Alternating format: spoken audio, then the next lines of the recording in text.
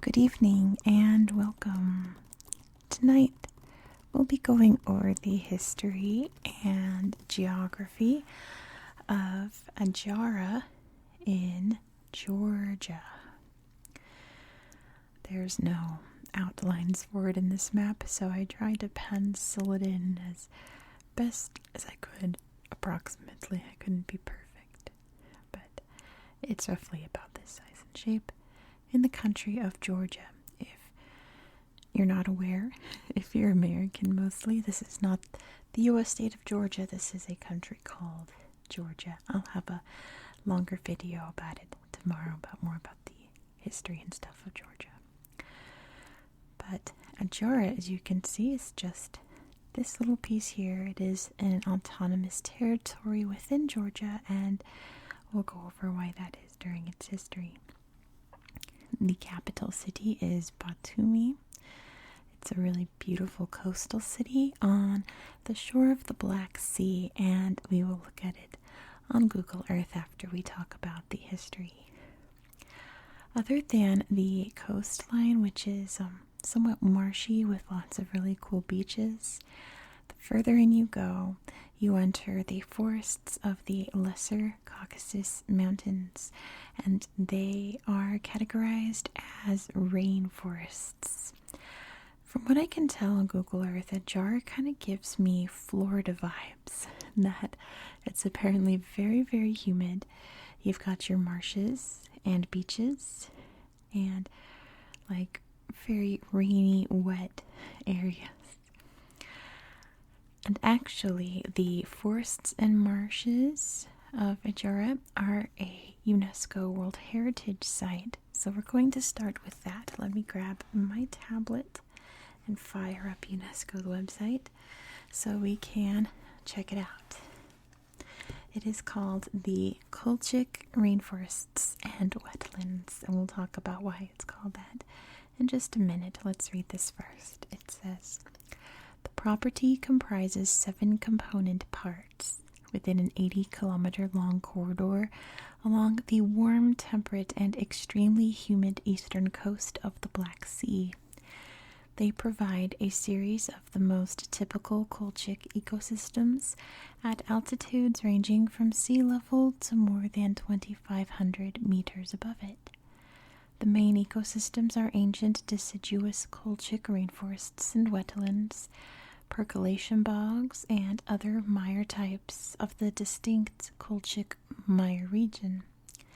The extremely humid, broad-leaved rainforests comprise a highly diverse flora and fauna, with very high densities of endemic and relict species, with significant numbers of globally threatened species and relict species, which survived the glacial cycles of the Tertiary. The site is home to approximately 1,100 species of vascular and non-vascular plants. Sorry for my upstairs neighbor there.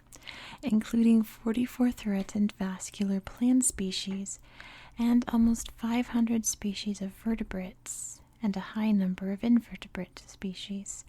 The site also harbors 19 threatened animal species, including sturgeon, notably the critically endangered Colchic sturgeon. It is a key stopover for many globally threatened birds that migrate through the Batumi bottleneck.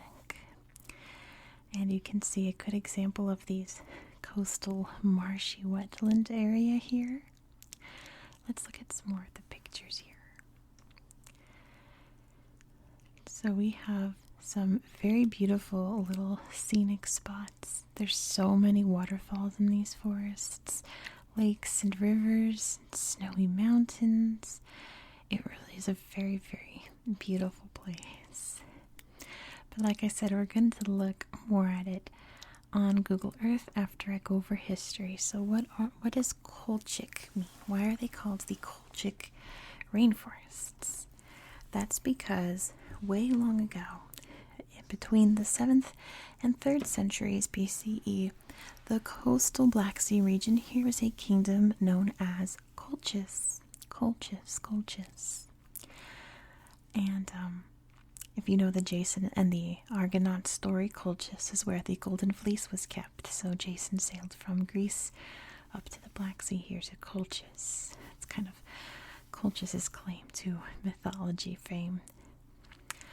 The other kind of part of Adjara over here was part of a place known as Iberia, which was sort of the precursor to ancient Georgia. It's kind of where Georgian culture sort of kind of began in ancient times.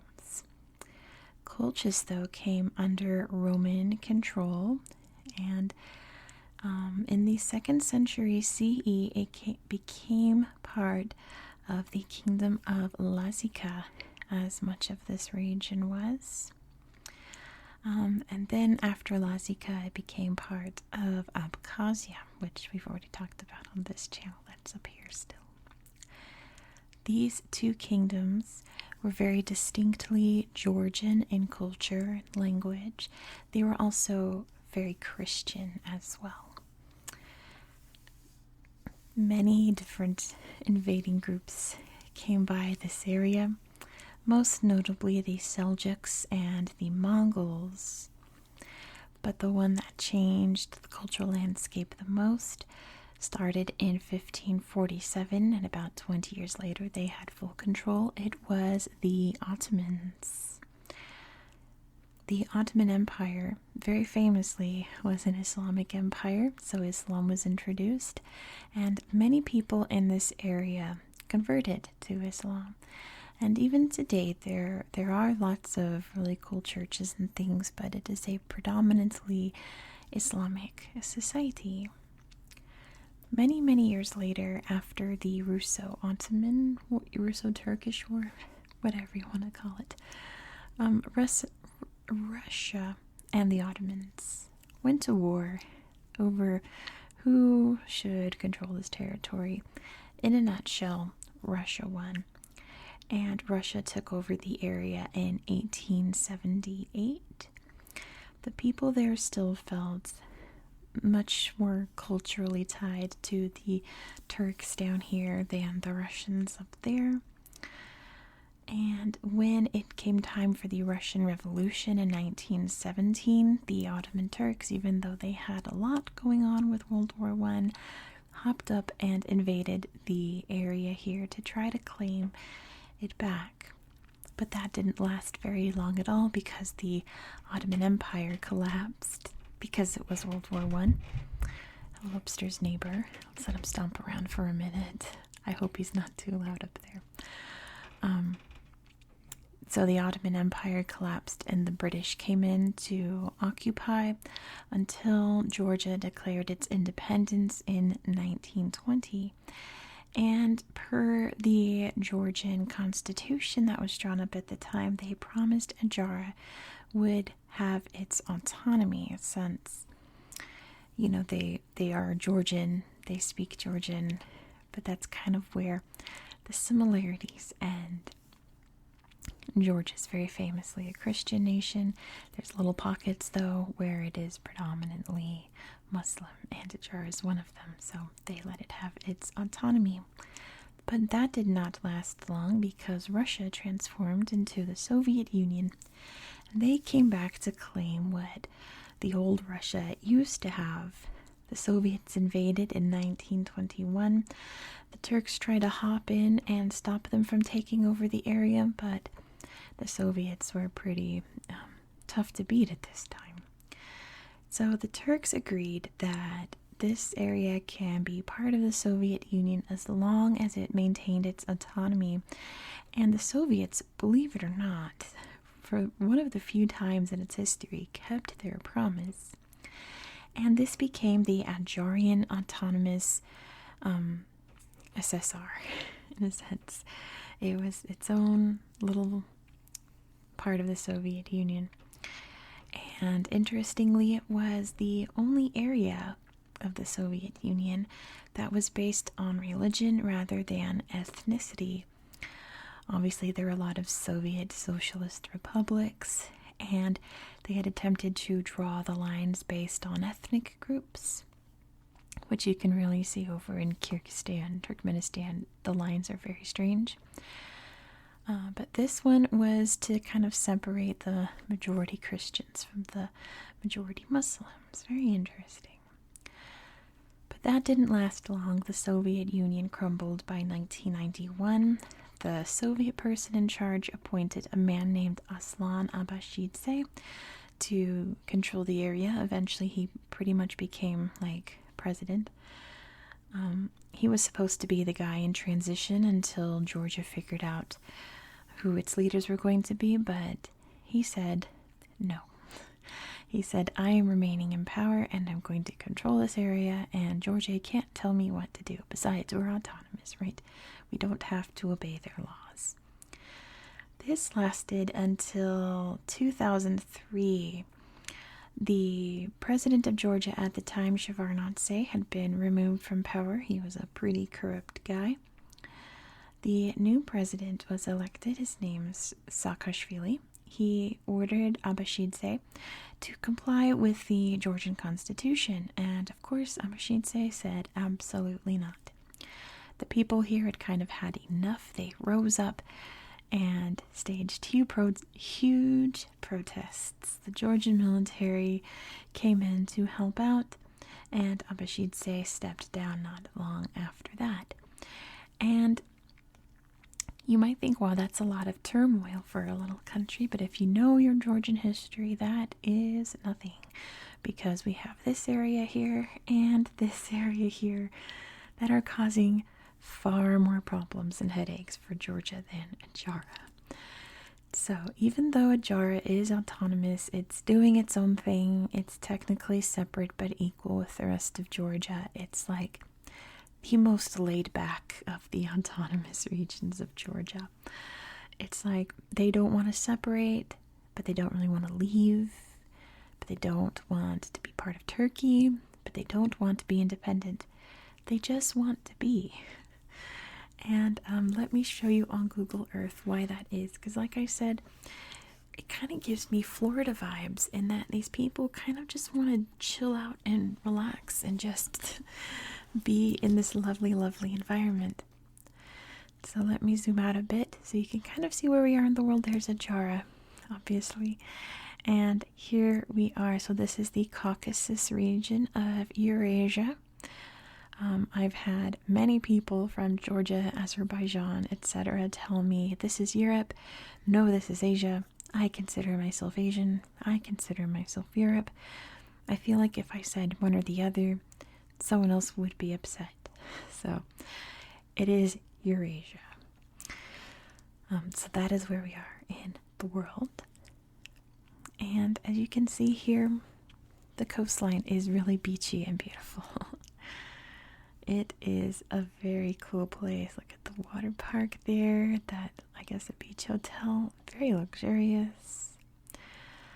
The Batumi beachfront is kind of like stunningly beautiful. There are lots of art pieces and statues, little watery fountains there you can play in. Beautiful coastline. Let me show you. Let's go to Batumi. Batumi's been a really important seaport since like Colchis times, like the ancient times. Adjara also has lots of really old fortresses, and that is from the many different cultures that had controlled the region, needed to protect their land. So let's look at this one, Gonio Fortress. Very old, crumbly ruins. There's someone's tomb. I don't know who that is. Lots of siege weapons there as well on display. Very well maintained. Chariot. Pretty cool. There's lots of these all over Adjara. Lots and lots and lots. But let's head over to the seafront. You can see the beach from here. Let's look at let's go to this park. 6th of May Park, or Central Park. A really beautiful place, but most notably, look at this. This is the dolphinarium. I've never seen a park with a dolphin area where you can see some dolphins jumping along the lake there, doing some cool stuff. Lots of koi fish there at the park.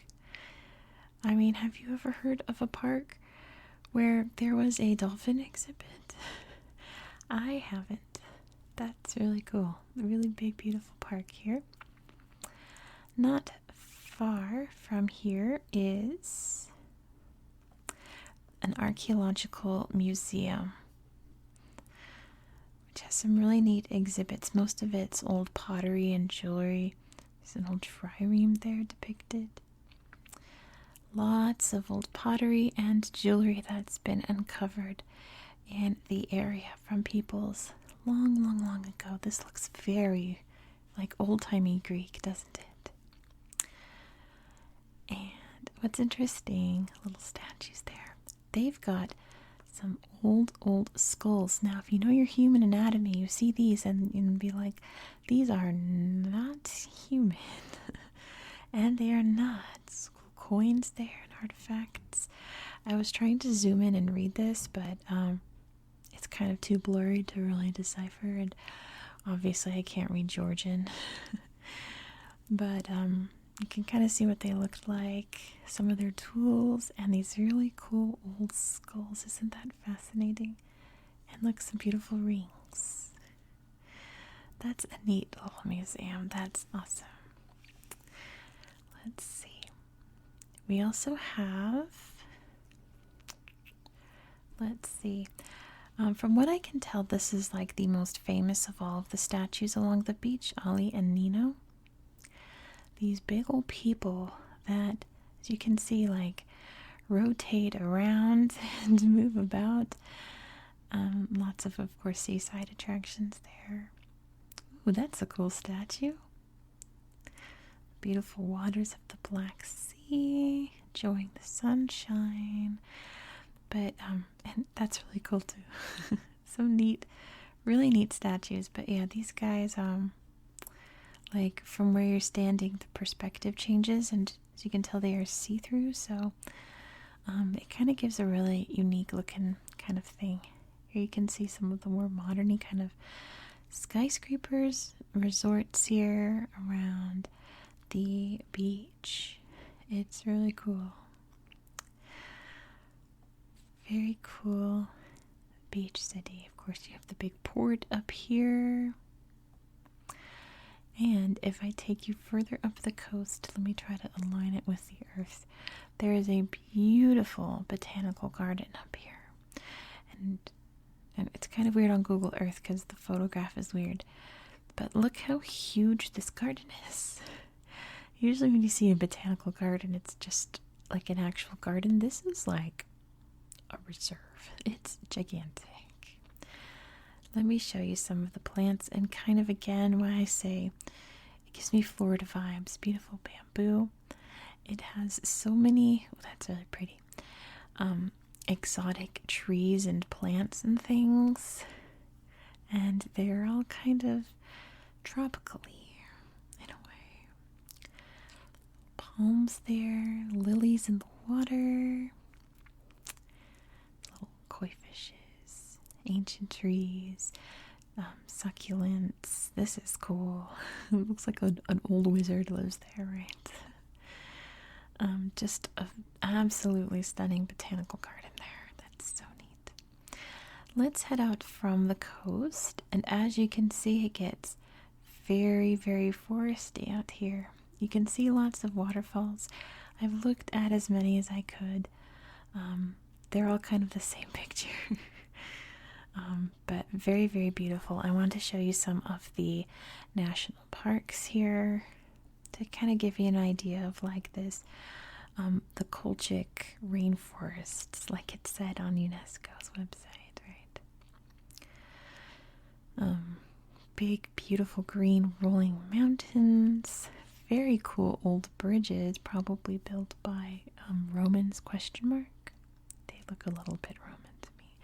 Gorgeous waterfalls. And I like that in all the pictures, there's just like a random house in the middle of nowhere. in so many different pictures. It's kind of like goals for me. I would love to have a little house in the forest in the middle of nowhere. I think it would be really gorgeous. Here's another one. Lots to explore in these parks. It just kind of looks like paradise. Like you would picture like fairies living here and little wood nymphs and things. Like there's something very magical about these forests. And look, I assume these are like sister cities. We've got New York, Havana, Baku, Cape Town. Can't really see that one. Barcelona, Isfahan. I'm telling you how far away all the cities are. That looks perilous, like you have to climb across that. Little A-frame cabins, little restaurants around.